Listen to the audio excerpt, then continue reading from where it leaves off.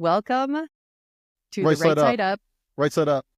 We're putting the vent in Advent. We're putting I'm using that line. Yeah, we're going with that one now. I'm using that line. It was just too good. Although it's not all venting, there's lots of conciliatory and celebratory things in there, but there might be some. I know, it's venting. just such a good line, James. I promise you, we're there putting the isn't some vent in venting. Advent.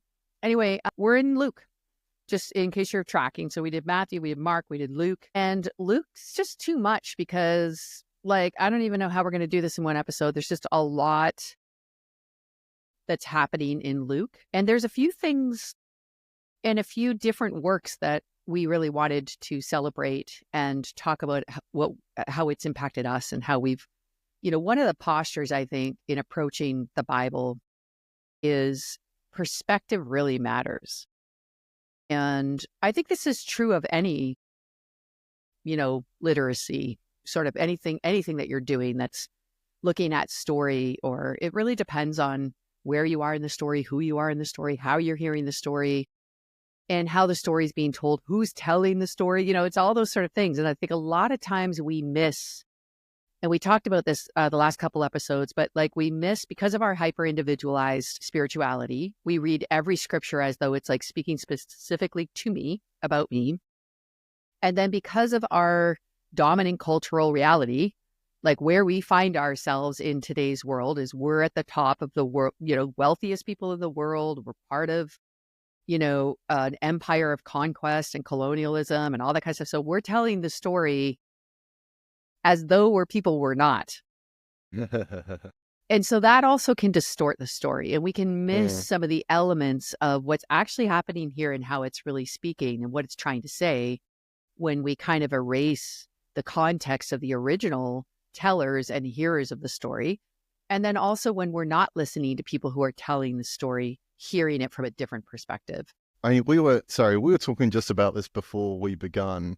And I just think it's a really great place to start, given what you've just said about how our good friend Betty Dickinson wrote a book called Making Room in Advent. Wonderful book. For those of us watching, it's also just part of why it's really important, this book, to get for this is it's about Luke. It takes a slow walk, spiritual, reflective, deep insights from Luke's gospel.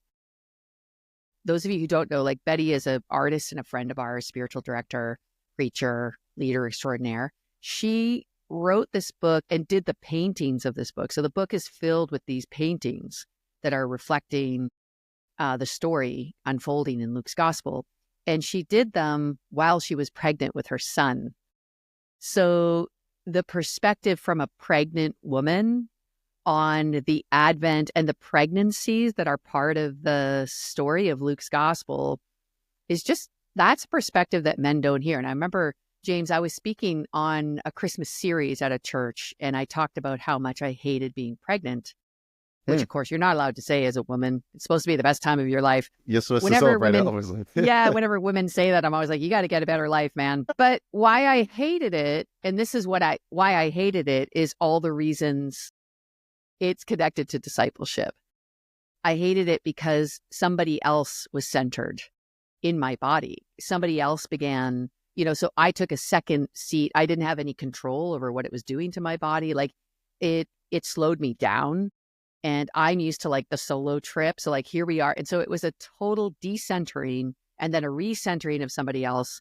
And then like literally my blood supply is being, 7 times increased and then sent to this other thing inside of me. So I talked about pregnancy as this kind of like, it's really bad for control freaks. It's really bad for autonomous people. It's really bad for people who like want things to be about them. And that is literally discipleship. Like that is what Jesus, it's like when John the Baptist says less of me and more of you, it's like pregnancy.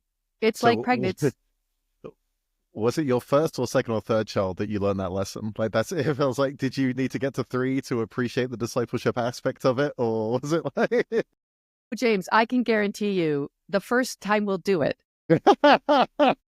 For every woman. What is shocking is that women do it again. That's what's shocking, is that women do it again, and then they do it again. And this is why, we talk about this a fair bit, like, all the disciples of Jesus at the cross, except that's not true. The women stayed. and part of that is like the women stayed because actually, like Mary specifically, has already died to herself, has already done that work. So like what the disciples are catching up to at the cross are what the women have already been through. There's something, so I think there's something profound, not just like Betty is worth listening to just in general. You should listen to her. She's a beautiful voice representing Jesus. But also like to look at the perspective of the Christmas story from Luke, from a pregnant woman, is key. It's like literally key. And if you haven't done that, so when I preached that sermon, people afterwards, literally, it was like people were like, what? Like, I have never heard about pregnancy from the stage from a woman's perspective. Well, that's what you get when you silence women. Yeah, that's it. There's a reason. Right. But then also the irony of doing that out of Luke's gospel, which literally centers women. Yeah.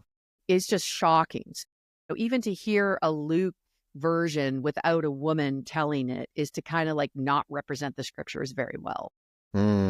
Yeah. And in Luke, it begins with Zechariah, and they go, hey, this miraculous thing is happening. And he goes, no, it isn't. And then he gets silenced for it because that's what you get. And Elizabeth receives the news with excitement. And Mary has a similar, like, just so we're checking, I am a virgin. And he's like, yep, don't worry about it. And she goes, yeah, I'm the Lord's servant. So women, they elevate themselves in this as much. Mary says, like, he has called me blessed. But women elevate themselves with their actions, and men do the things, the kind of thing that men might do. And so, of course, who better to speak of, an unexpected pregnancy than an old white man on stage, which is like what we usually got. Well, here's what's funny, and I hope Betty won't mind me saying this, but there was a church that was like using her Advent resources for their Advent series, but they were like, but we have to change a couple weeks so that we have more male perspectives. And Betty's like, it's from the Gospel of Luke. It's not me like writing men out of the story. It's like Luke wrote them out of the story. Like it's God. How did Mary's dad this. feel? Let's bring him in. He's not in the Bible, but he probably had some opinions. Like, let's just draft in some. Well, men. And Why then speaking not? of the vent in Advent, last year I was at an event where artists did reflections of the Christmas story. I'm not even making this up, James. I wrote an article about this on my Substack called "What About the Men?" Yeah, I remember. Is the number one question I get whenever I talk about women. It's literally, what about the men? I was like, what about the men? And they literally, like, they had the wise men, they had Joseph. Yep, great. What it was like to be a dad of, like, it was like, what is happening? Right? They had Herod.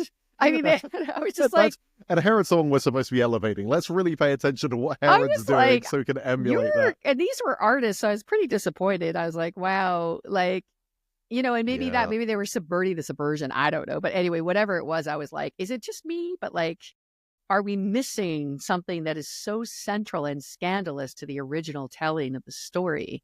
Yep. Yeah. Anyway, so what do you got from Made for More, the Advent? I did want to read from Betty today.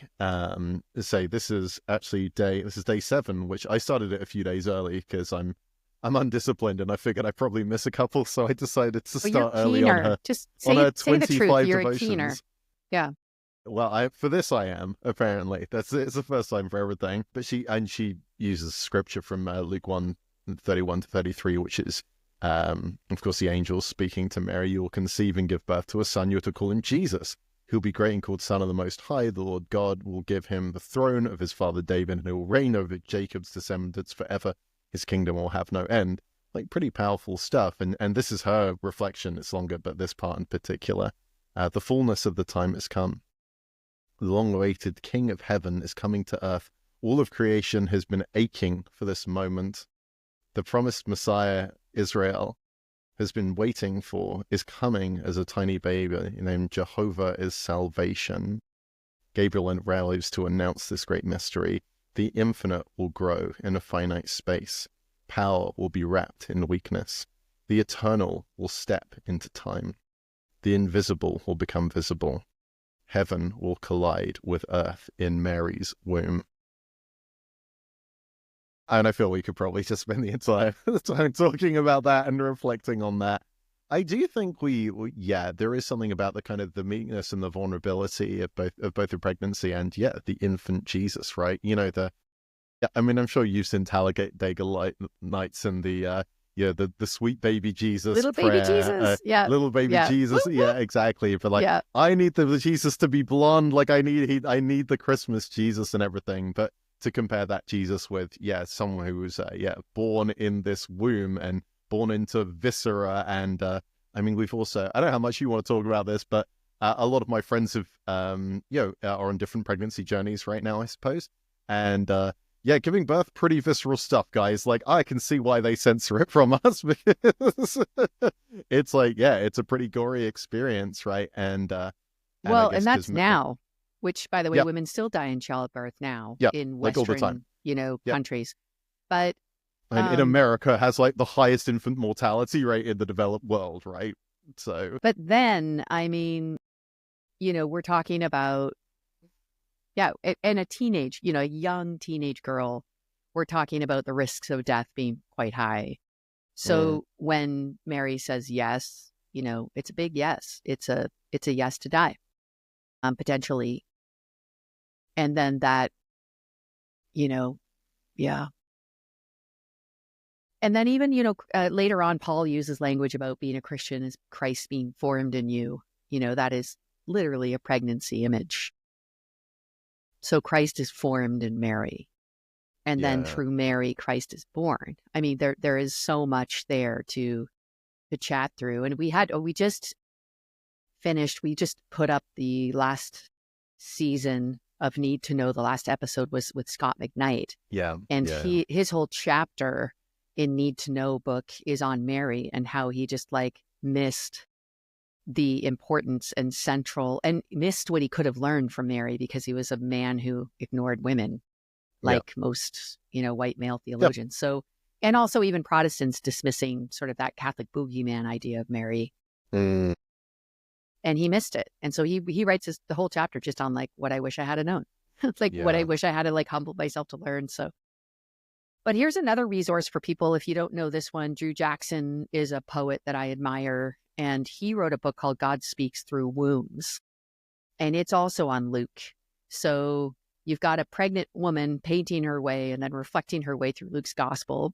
And then you've got a Black American poet and justice advocate, Drew Jackson, who is poetrying his way through Luke. And this, I'll just read his God Speaks Through Womb poem. It's on Luke 1:5-25. In the days of empires and puppet regimes, God speaks. Through wombs, wrested and discarded because they were unviable. This is what they do, the Romes, the Babylons, the USAs, the men, tossed to the side as detritus, what they've deemed unfit to be utilized. But God speaks through wombs, birthing prophetic utterances, the object of public scorn given the power to name the happenings of the Lord. Elizabeth is her name, say her name. It is she who will be the one through whom the covenant is kept. She, like a priestess, speaks her word while the leading male voices are shut. Enough of this unbelieving religion that masquerades as faith. Divine favor is placed on what we have disgraced.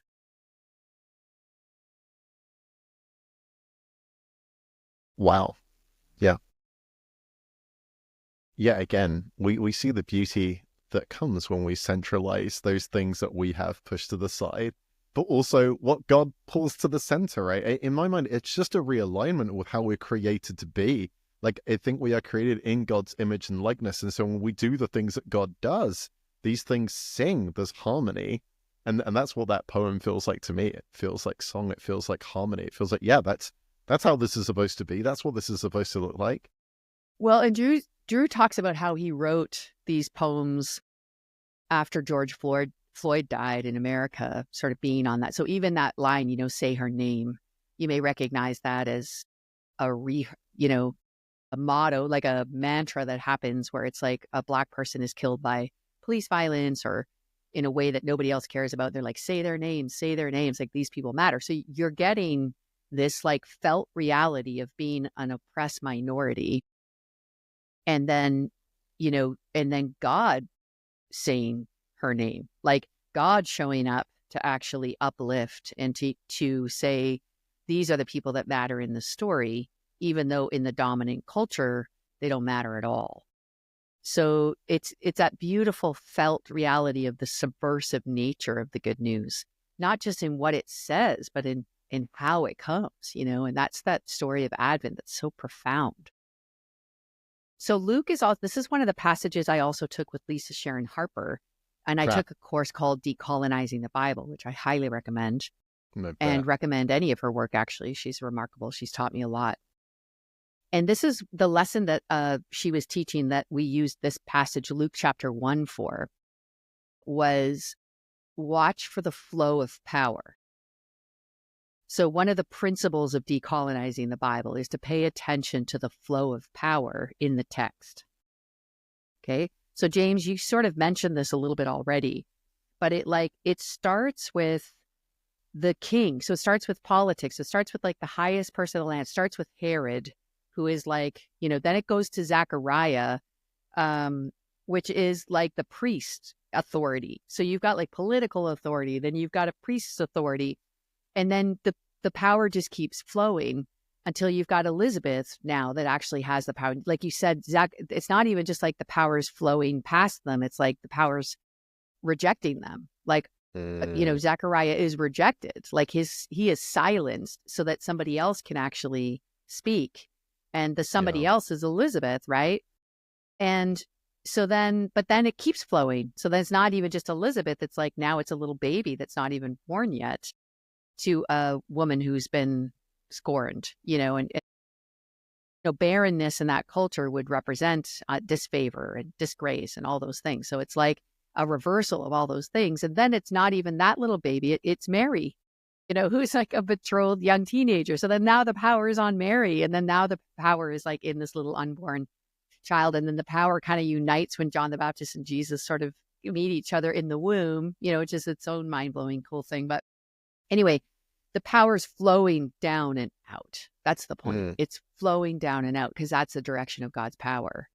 And that's why Mary can sing the way that she sings. Like she knows that the revolution is here and that what Jesus will do is upside down the dominant culture and right side up the people of God.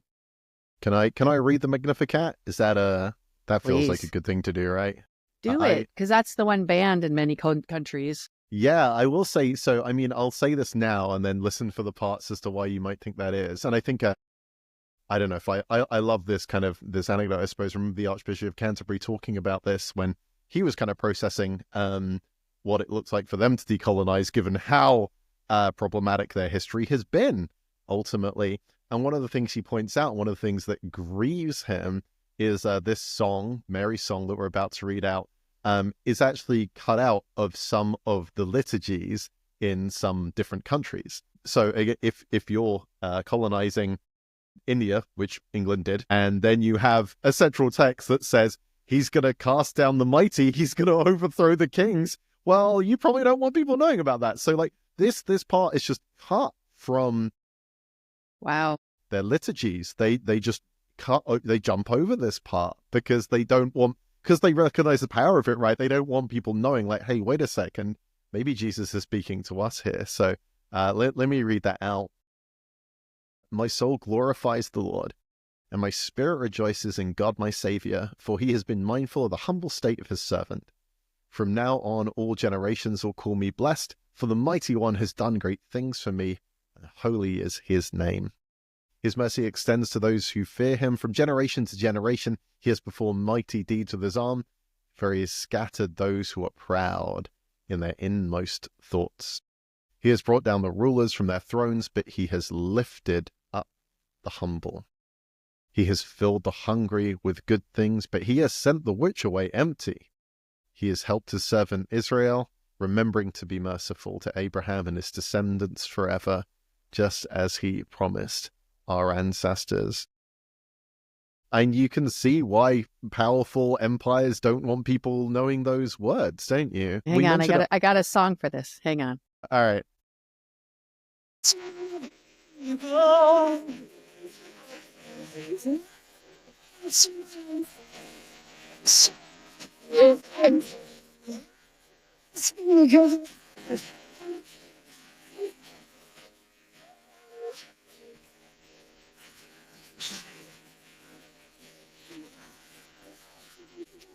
guys, shout out to Rita Springer. That's a song that, in the past I've had on, repeat on my playlist.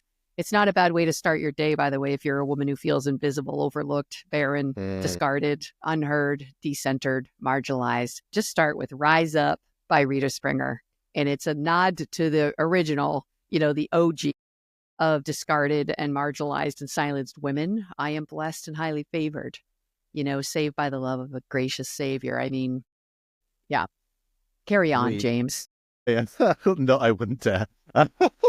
And sometimes people how much do you script these things? I'm like, how much do you think we do? We're just so smooth, it's hard to tell. Yeah, I know. It's unbelievable, yes. Isn't it? Yes. We mentioned this on one of our podcasts, the one with Scott McKnight that we mentioned.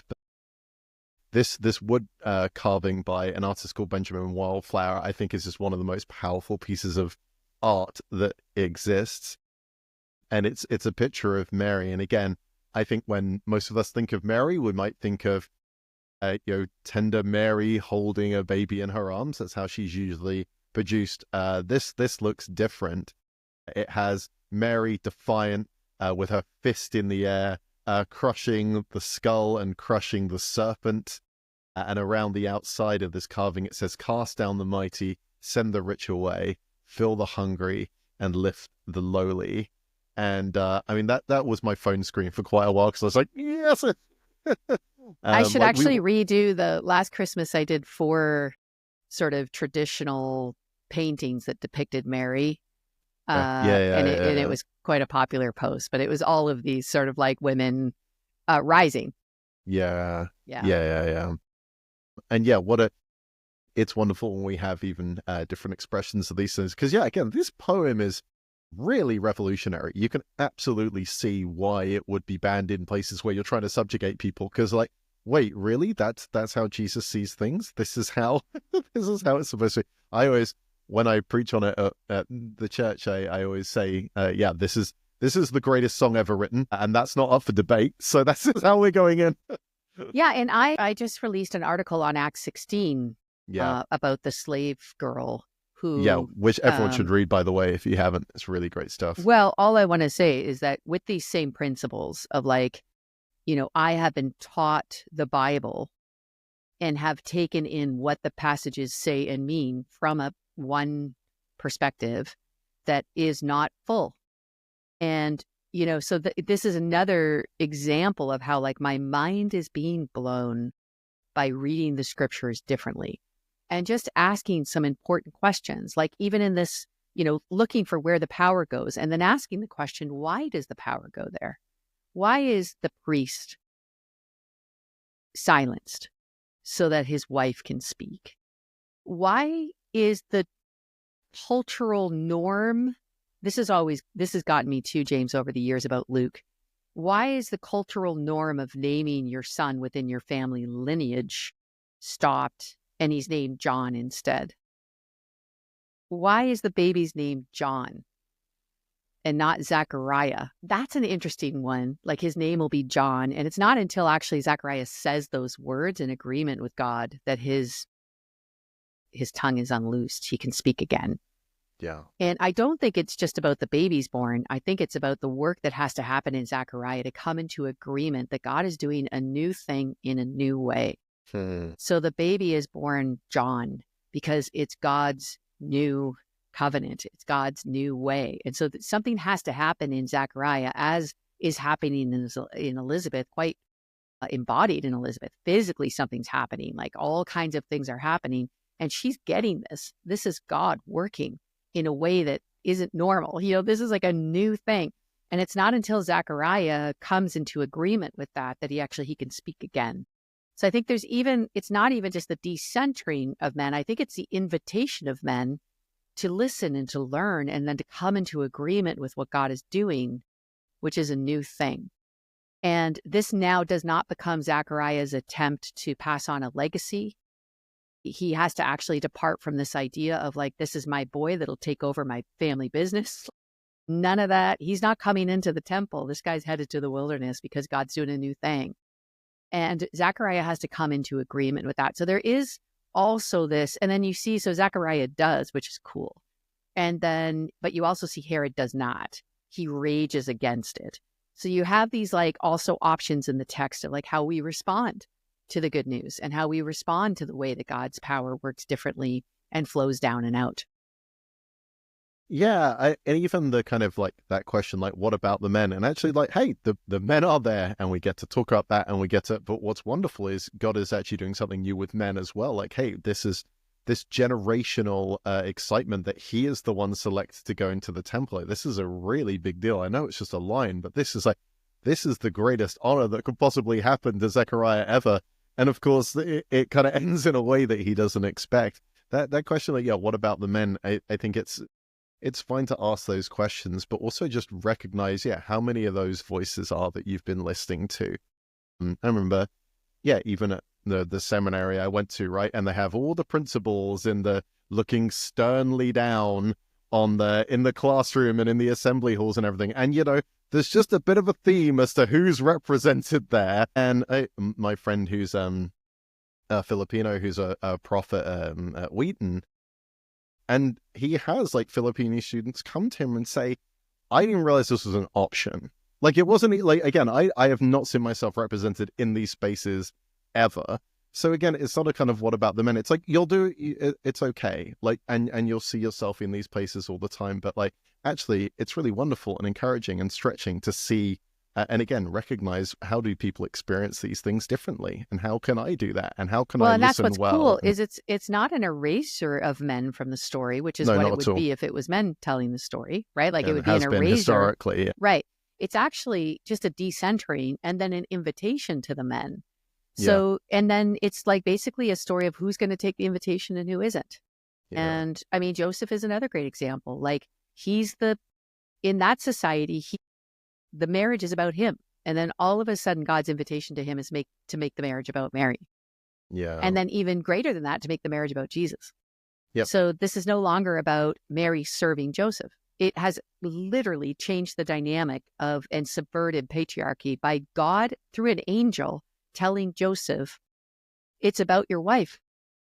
Yeah. It's about your wife.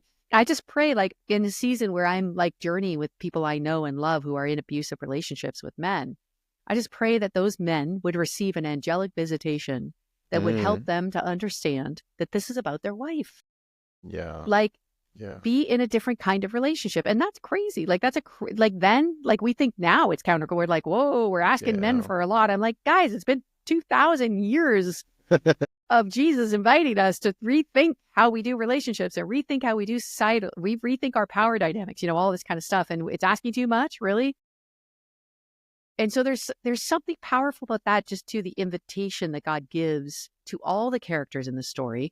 And remember, even Herod, the wise men go through Herod. I used to think that was a mistake. Back in the day, I used to be like, dang, those wise men, why did they go to Herod? But I actually, knowing what I know about God and watching the stories unfold where God is constantly inviting people to a shift, to come with him on a journey, to transform. I almost feel like that was not an accidental visit to Herod. It was an invitation. And Herod just refused it. And we see this over and over again, just this refusal, this like to take the invitation that's on offer from Jesus to live transformed lives that are radically countercultural, but that are really good news for everybody ultimately. And again, that invitation, which is, the rich and the poor are welcome, but the rich are going to lose what they have and the poor are going to get more of what they don't have. That invitation is open to you. Like, it's open. Hey, Elon Musk, the invitation is there for you. Like, if you want to come and die and you want to come to be sent away empty, like, that's an invitation that you get to choose. And again, I'm not like in terms of like heaven or hell or anything. I'm just like in terms of relationship, just like that and freedom, your own freedom. Yeah. And also, like, this wasn't meant to be like categorical, like all rich people are bad and all poor people are good. It was meant to be that the rich in that regard, when Mary uses even those words, it was people who had no regard for the poor. It was people who were not using their wealth in any positive way. Like it was a locked in assumption that the rich were blessed by God and the poor were cursed by God. And so there's this kind of like mercy was not shown. And we see that later on in parables where Jesus in Lazarus and stuff, where like he just wouldn't have mercy on anybody because there was a belief system that it was your own fault that you were poor. And so, and I think that's still the case today. There's a lack of mercy because we have these like, you know, fed in ideas that like the poor are lazy or the poor are this or the poor are that, whatever. Anyway, so I think there's something cool there too about it's not meant to be categorical, like we're against rich people, because actually, James, you and I are rich in the concept of relatively in the world. Yep, sure. So again, the invitation is if the rich are going to be, you know, empty and the poor are going to be full, how do we participate? How do we participate in the God of the empty-handed, right? That's Jack Mark Christian's book on poverty and the great invitation God gives us to actually work together to live differently. So anyway, there's a lot here. There's a lot in Luke, and my mind has been blown by Luke. And the last thing I wanted, so Drew Jackson, Betty Dickinson, Lisa Sharon Harper, all of those folks have helped me deeply in my understandings of the Gospel of Luke. And then also, we just fresh out now on Deep and Wide Academy. So James, I don't know if you've been tracking with Deep and Wide Academy. It's follow your socials. Academy.com. Yeah, and it's this kind of experimental space right now, but every month we're adding new courses that are like embodied wisdom. So not like academic, this can be 24 weeks of your life and cost you $3,000. Like that's like, you know, we're not doing that. But people who embody the wisdom that they're bringing. And so it's some teaching, but then it's also some like, actually, how do I do this? So there's some like practices to do. And then there's some reflection. And they're all different courses. And we're adding every month to the witness of embodied wisdom on offer. And the latest one is around this. It's called the Nativity Project. And it features Bear Barnettson, who is an Indigenous storyteller and artist. And it's all on Christmas. From the scriptures, it features his artwork and some of his reflections. Then he has a conversation with Aaron. I think they're calling it Conversations with a Colonizer. His part. And just reflecting on like, what is the story and how does an Indigenous perspective really enrich our understandings? The art is amazing. I was showing James the art that goes with the Magnificat, what he just read, which is a raven with the sun. You know, it's just, and in the symbolism in Indigenous art is I have a big tattoo of a raven on my hand because a good friend of mine was Indigenous. She died, and her story, raven was her spirit animal, and a raven mischievously steals the sun to take it down to people living in the darkness, and is a light bringer, but kind of this mischievous light bringer. And of course, you know, you see Jesus all over it, right? As somebody who's taking the sun and stealing the sun and bringing it to those living in the dark. And there's a picture of that, Bear's version of that. Anyway, it's just a beautiful means by which you could really explore Advent and this Christmas season in a way from a different perspective and another voice that has been decentered, marginalized, pushed down. And what a great way to enter in even to the telling of the good news through letting someone like Bear tell it. So deepwideacademy.com, the Nativity Project, check it out. I highly recommend it. That's it, guys. All right. That's the good news. And we'll be back with one more. There's one more gospel to go. Which one? We've done Matthew. We've done Mark. We've done Luke. You'll have to find out next time. Come find out. What's next?